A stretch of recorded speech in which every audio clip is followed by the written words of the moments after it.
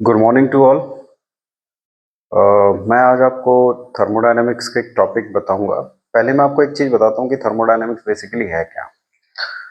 तो कुछ लोग थर्मोडायनेमिक्स से डरते हैं बच्चे, और खासकर बीटेक में तो बहुत दिक्कत होती है। हम इसको अलग अलग पढ़ेंगे।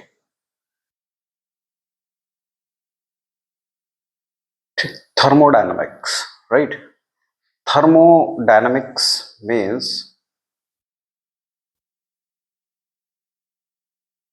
थर्मो होता है हीट, और डायनामिक्स मीन्स होता है ट्रांसफर।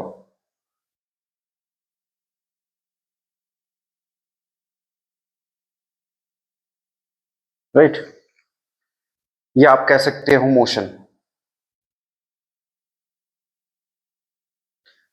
थर्मोडायनेमिक्स हीट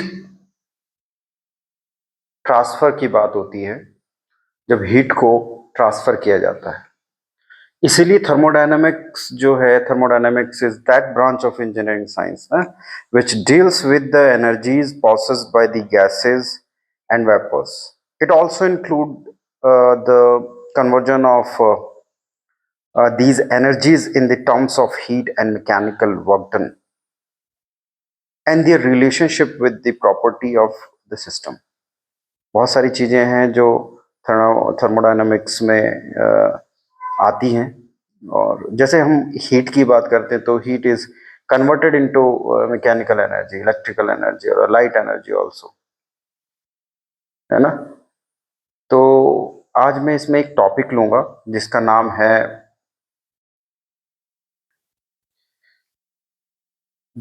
है मेथड ऑफ हीटिंग गैसेस। तो मेथड ऑफ हीटिंग गैसेस से मतलब ये है कि जो भी हमारे पास गैस होगी उसको मैं किस तरीके से हीट कर पाऊंगा, है ना। जो भी हीट होगी उसको कैसे हीट करेंगे। तो कुछ प्रोसेस होते हैं, बच्चों को बहुत दिक्कत होती है कि अगर कांस्टेंट प्रेशर प्रोसेस पूछ लिया जाता है, या कांस्टेंट वॉल्यूम प्रोसेस, या कांस्टेंट टेम्परेचर प्रोसेस, तो उसके अंदर बहुत जैसे इंटरनल एनर्जी निकलती है, या कितना प्रेशर होगा, कितना टेम्परेचर होगा, ये बच्चे नहीं निकल पाते। या जैसे एंट्रोपी कितनी होगी, एंथैल्पी कितनी होगी। तो इस चीज को हम थोड़ा बहुत डिस्कस करेंगे और बच्चों को बहुत अच्छे से समझ में आएगा। जो लोग बीटेक हैं या बीटेक में पढ़ रहे हैं, या जो लोग डिप्लोमा कर रहे हैं, तो बहुत इजी तरीके से मैं आपको बताऊंगा, आपको समझ में आएगा, है ना। शॉर्टकट तरीके से सीखेंगे जिससे कि आपको जितने भी न्यूमेरिकल पोर्शन है आपको वो इजीली सॉल्व हो सके।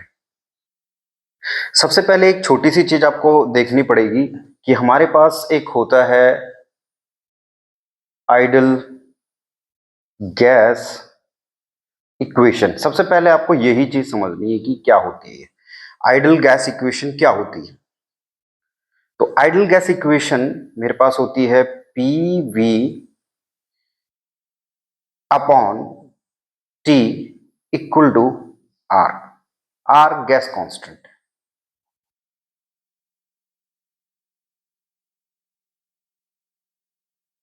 राइट। तो अब हम इस चीज को सॉल्व करते हैं। पी क्या बताता है? पी प्रेशर बताता है। ये एक इक्वेशन है। इसी इक्वेशन पे बेस्ड सारे हमारे प्रोसेस हैं, चाहे वो कांस्टेंट प्रेशर हो, कांस्टेंट वॉल्यूम हो, कांस्टेंट टेम्परेचर हो, ठीक है। ये V जो है वो आपके वॉल्यूम को शो करता है, T जो है वो आपके टेम्परेचर को शो करता है, राइट। तो ये सारी चीजें हैं। इसमें जो R है, R डिफर कर सकता है। जैसे ऑक्सीजन के लिए अगर मैं लेता हूं तो 0.262 किलो जूल पर किलोग्राम केल्विन होता है। तो ये सारी चीजें होती हैं। इसका इसका आप अगर यूनिट लिखना चाहो तो लिख सकते हैं। इसका यूनिट होता है किलो जूल पर किलोग्राम केल्विन।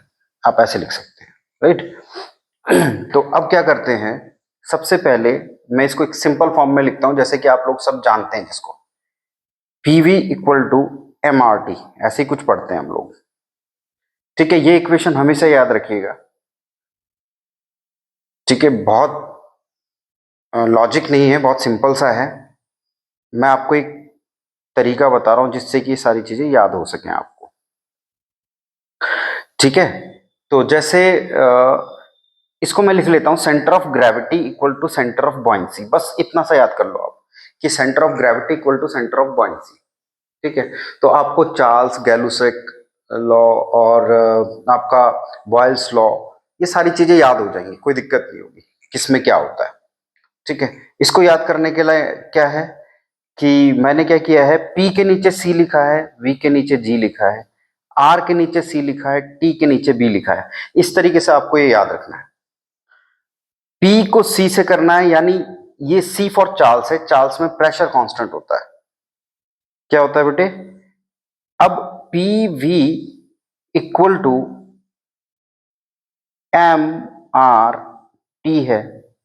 अगर मैं कह रहा हूं कि चार्ल्स का लॉ मुझे पता होना चाहिए, कौन सा? चार्ल्स का, चार्ल्स लॉ। चार्ल्स के लॉ में क्या होता है ना बेटे, यहां से चार्ल्स से आपने निकाल दिया, प्रेशर कांस्टेंट होता है। जब प्रेशर कांस्टेंट होता है तो ये हो जाएगा 1 न्यूटन पर मीटर स्क्वायर। ठीक है, क्योंकि कांस्टेंट हो गया है, ये क्या है? कांस्टेंट है, राइट। यहां प्रेशर कांस्टेंट रहता है। जब प्रेशर कांस्टेंट हो जाएगा भाई, तो V into 1 equal to MRT, कुछ ऐसा आ जाएगा। तो आपको एक ऐसी चीज, एक इक्वेशन डेवलप होगी आपके पास कि volume is directly proportional to the temperature. Volume is directly proportional to the temperature, ऐसा कुछ आ जाएगा। ये हो गया चार्ल्स के लिए, राइट। इसी तरीके से अगर हम बॉयल्स के लिए करें या गैलुसेक के लिए करते हैं, देखिए यहां चार्ल्स था, यहां गैलुसेक, गैलुसेक के लिए। ठीक है, तो गैलुसेक के लिए क्या हो जाएगा भाई कि वॉल्यूम कांस्टेंट हो जाएगा। और अगर वॉल्यूम कांस्टेंट हो जाता है, फिर दोबारा एक इक्वेशन लिख दी मैंने, ये लिख दी। ठीक है, इस बार गैलुसेक में वॉल्यूम कांस्टेंट होता है, वॉल्यूम की जगह आपको volume equal to 1 metre cube लिख दिया, क्योंकि ये कांस्टेंट है, यूनिट वैल्यू है ना। अब तो ये हो गया। जब इस तरीके की कंडीशन होगी तो उस कंडीशन में P प्रोपोर्शनल टू T हो जाएगा बेटे, तो ये याद रखना है। तो ये आपका हो गया गैलुसिक लॉ।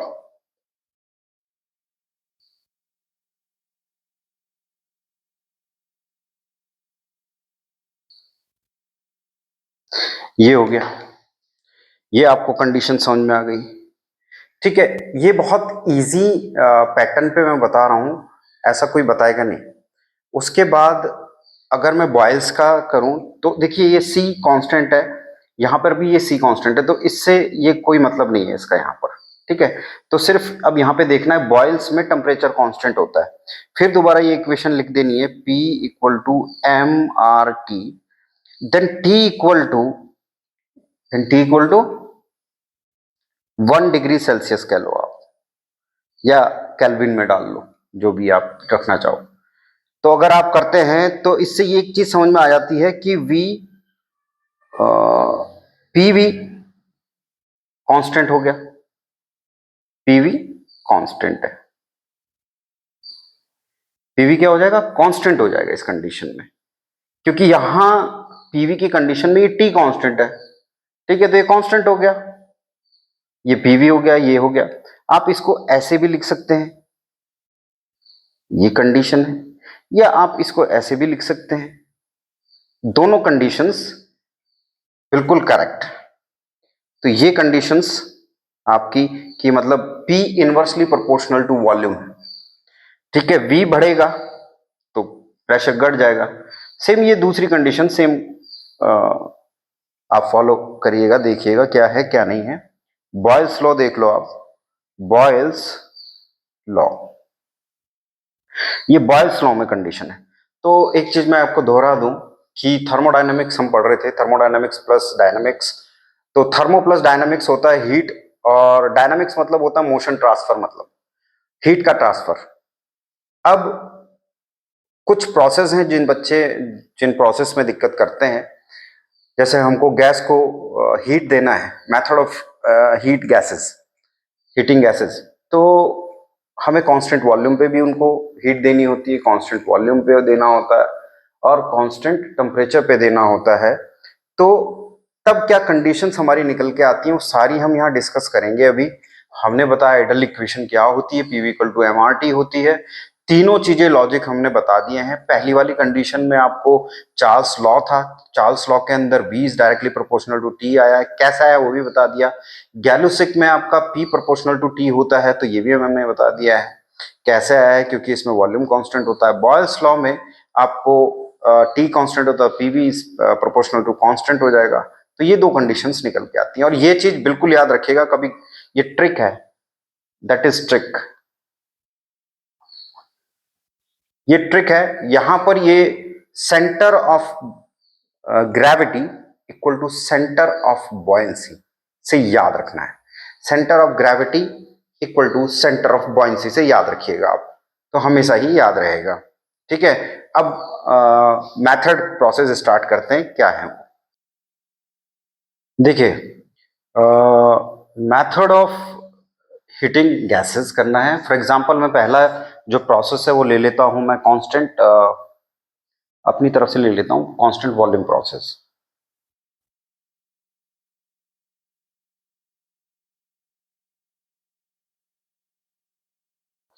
राइट, ये मैं कांस्टेंट वॉल्यूम प्रोसेस ले लेता हूं।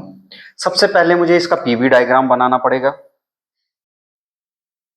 ये भी बहुत बच्चे कंफ्यूज रहते हैं कि ये पीवी डायग्राम क्या होता है क्या नहीं होता है। यहां देख लो आप, ये पी, ये वी है, ये पी है।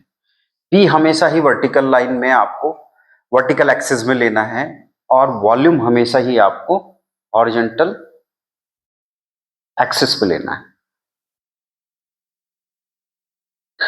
ठीक है, अब वो कह रहा है कि constant volume process, constant volume कब होगा, मान लीजिए मुझे यहां से लेके यहां गर्म करना है, तो ये मान लीजिए 1 है, ये 2 है, तो 1 से 2 ऐसे प्रोसेस जाएगा।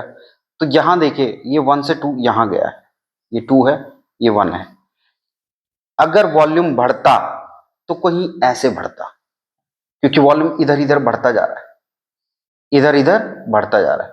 जैसे ये 1 है, ये 2 है, ऐसे यहाँ 3 है, ऐसे ये 1 है, ये 2 है, ऐसे यहाँ 3 है। ये आप यहाँ बार में लिख लो या न्यूटन पर मीटर स्क्वायर में लिख लो, मिलीमीटर स्क्वायर में लिख लो, जैसा भी लिखना चाहो। वॉल्यूम जो होता है आपका मीटर क्यूब में रहता है या मिलीमीटर क्यूब में रहता है, कैसे भी आप लिख सकते हैं। ठीक है, ये प्रोसेस है, इस प्रोसेस को आप देखिए मैंने क्या किया है। कांस्टेंट वॉल्यूम प्रोसेस इससे पहले मैं बता चुका हूं। कांस्टेंट वॉल्यूम प्रोसेस सबसे पहले आपको P V equal to M R T लिख लेना है। ठीक है, centre of gravity equal to centre of buoyancy लिख लेना है याद करने के लिए। ये ट्रिक है, जस्ट अ ट्रिक। ठीक है, और मुझे वॉल्यूम की बात कर रहा है तो वॉल्यूम में यही चीज की बात कर रहा है, वो यही चीज की बात कर रहा है कि वॉल्यूम कांस्टेंट है हमारा। और जब वॉल्यूम कांस्टेंट है बच्चे, जब वॉल्यूम कांस्टेंट है तो 1 से 2, जब आप यहां V1 इक्वल टू V2 हो जाएगा, V1 इक्वल टू V2 हो जाएगा इस प्रोसेस में। ठीक है, अब अगर मैं यही इक्वेशन दो प्रोसेस के लिए स्टार्ट करूं तो क्या मेरा पास ऐसा नहीं हो जाएगा बेटे, आप एक बार देखना, P1 V1 equal to M R T1, P2 V2 equal to M R T2। यहां देखो आप, और दोनों को डिवाइड करना है, एक दूसरे को डिवाइड कर दो आप। ये एक इक्वेशन है, ये दो इक्वेशन है, एक इक्वेशन को दो इक्वेशन से डिवाइड कर दो। तो P1 V1 upon P2 V2 equal to M R T1 upon M R T2। आपको दिख रहा है कुछ चीजें कट रही हैं। ये देखिए V1 अपॉन V2 कैंसिल होगा, इससे ये कैंसिल हो जाएगा। तो आपके पास एक रिलेशनशिप आएगा P1 upon P2 equal to T1 upon T2। Right, तो ये एक कंडीशन यहां निकल के आई। सबसे पहले मुझे ये देखना है कि जो मेरी आइडल इक्वेशन रहेगी इस केस में, तो आइडल इक्वेशन मेरी ये रहेगी, आइडल गैस इक्वेशन मेरी ये रहेगी। वहां P1 दो प्रोसेस के लिए जा रहे हैं हम, तो P1 upon P2 equal to T1 upon T2 रहेगा, राइट। ये कंडीशन हमारी रहेगी। अब इसी में ये तो पहला ही पॉइंट है कि मेरी आइडियल इक्वेशन कैसी रहेगी। दूसरा जो रहता है कि मुझे वर्क डन कितना निकलेगा, मेरा वर्क डन कितना निकलेगा, वर्क डन कितना निकलेगा मेरा। तो वर्क डन होता है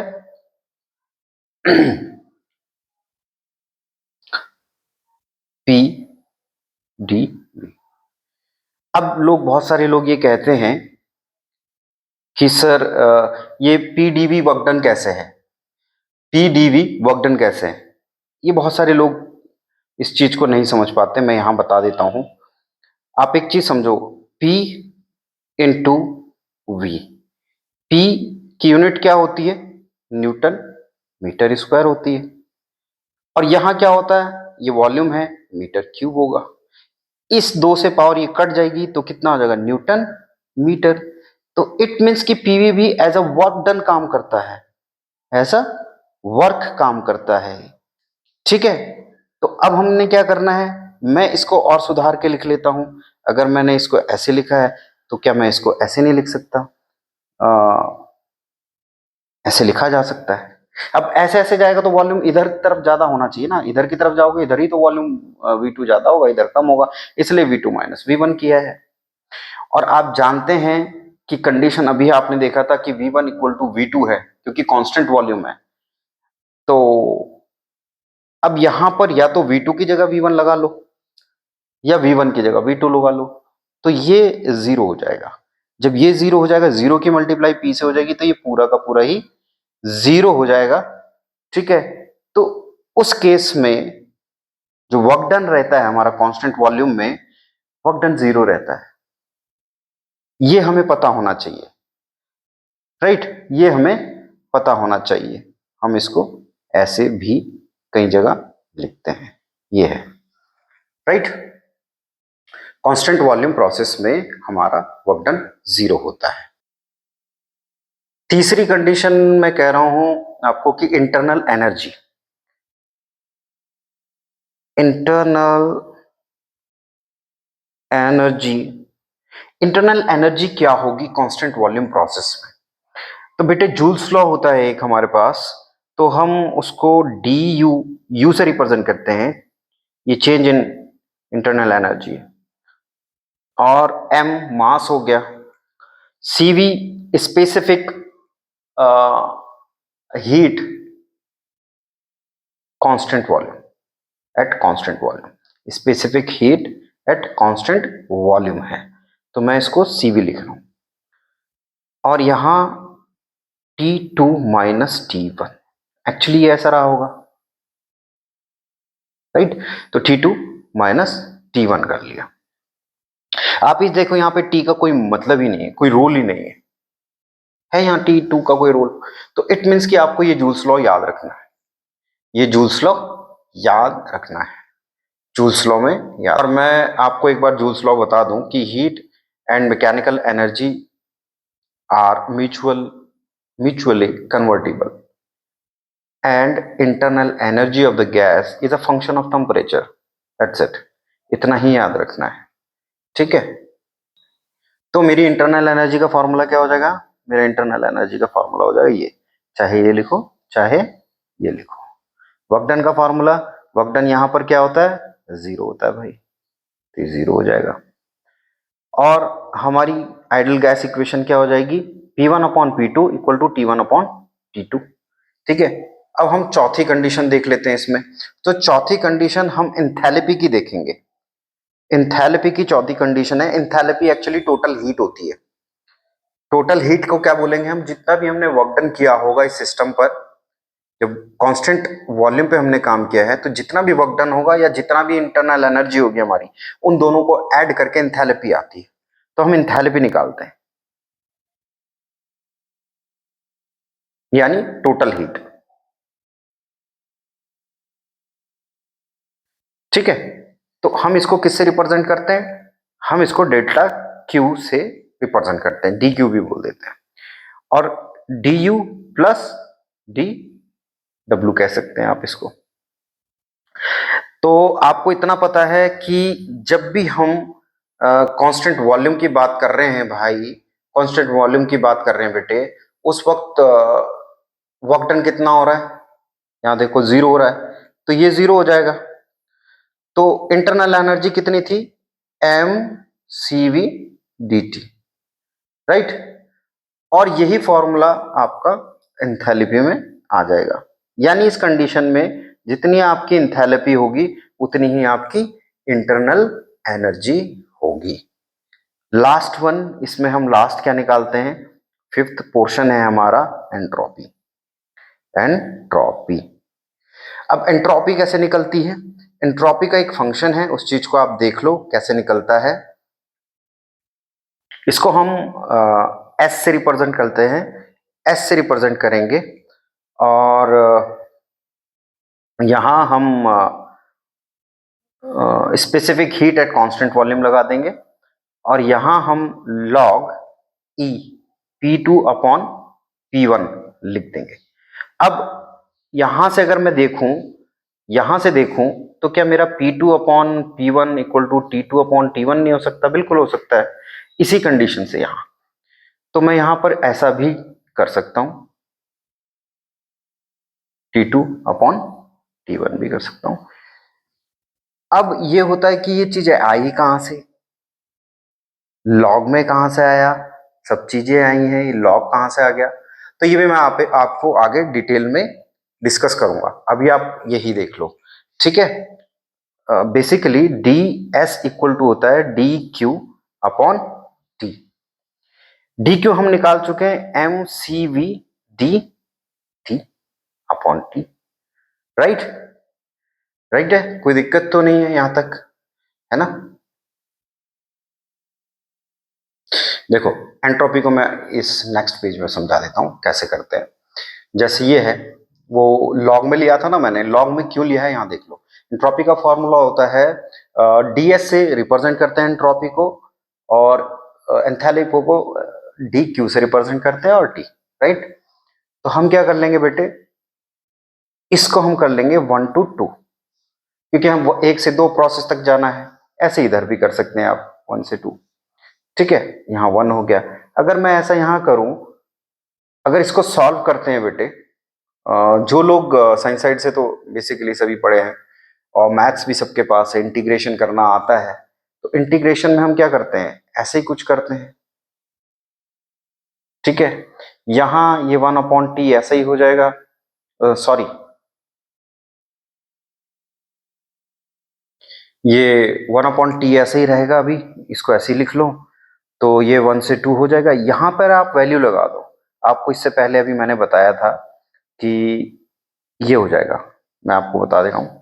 यहां पर आप देखो, जब हमने ये किया था डी क्यू की value M C V delta T रखी थी, तो हम इसमें यहां पर ये वैल्यू लगा देते हैं, ठीक है। अब यहां जो कांस्टेंट वैल्यू, इनको बाहर निकाल लेंगे बेटे, एम सी वी, और ये 1 से 2 है, ये 1 अपॉन टी ऐसे लिख लेंगे, ये लिख लेंगे बेटे, ठीक है। यहां तक तो कोई दिक्कत नहीं है। एम सी वी, अब ये लॉग में आ जाता है बेटे, लॉग टी, और यहां वैल्यू लगा देंगे आप 1 to 2, ठीक है। तो एम सी वी, तो क्या करेंगे हम सबसे पहले, यहां पर ये जो लॉग है, log T 2 minus log T 1, ऐसा हो जाता है। ऐसा हम सब लोगों ने पढ़ा है, ये भी इसमें ई रहता है यहाँ, लॉग सी वी। अब log M minus log N का फॉर्मूला बन गया, तो लॉग T2 अपॉन T1 हो जाएगा, राइट। तो M C V log T2 upon T1, ये हो गया S2 माइनस S1, ठीक है। ये प्रोसेस है, ये है पूरा प्रोसेस। इस तरीके से हमने वो लिखा है इससे पहले, तो इतना हमें समझना जरूरी है कि ये कैसे आया था। और एक स्लोप भी होता है, स्लोप कैसे निकालते हैं? स्लोप हम यहीं से निकालते हैं, यहीं पे आप देख लो हमने क्या किया है। हम D S equal to D Q upon T लिखते हैं, राइट। इसके बाद M C V D T लिखते हैं, यहाँ डी एस है, इतना समझ में आता है हमको, ठीक है। यहां पर भी ये टी आएगा, ठीक है। अब जो डी एस है इसी के नीचे डी टी लिख लो, तो M C V upon T आ जाएगा। अब इसको थोड़ा सा और सिंप्लीफाई करेंगे तो D T upon D S equal to T upon C V, अगर एम इक्वल टू 1 kg हो तो, ठीक है। तो ये जो निकला है ये स्लोप है, इसको हम क्या बोलते हैं, स्लोप बोलते हैं बेटे। ये भी एक एग्जाम में पूछा जाता है। और ये तो आपको निकल ही गया, एंट्रोपी क्या होती है हमारी इस वाले कांस्टेंट वॉल्यूम प्रोसेस में, है ना। और नेक्स्ट कांस्टेंट प्रेशर प्रोसेस में नेक्स्ट वीडियो में बनाऊंगा, क्योंकि ये वीडियो बहुत लंबी हो रही है। तो नेक्स्ट वीडियो में आपको अच्छी लगेगी तो शेयर सब्सक्राइब करें और लाइक भी करें। बच्चों ये बीटेक और डिप्लोमा दोनों के काम आएगी, आप देखना इसको, अच्छी लगेगी तो प्लीज़ आप का प्यार मुझे मिलना चाहिए। Thank you.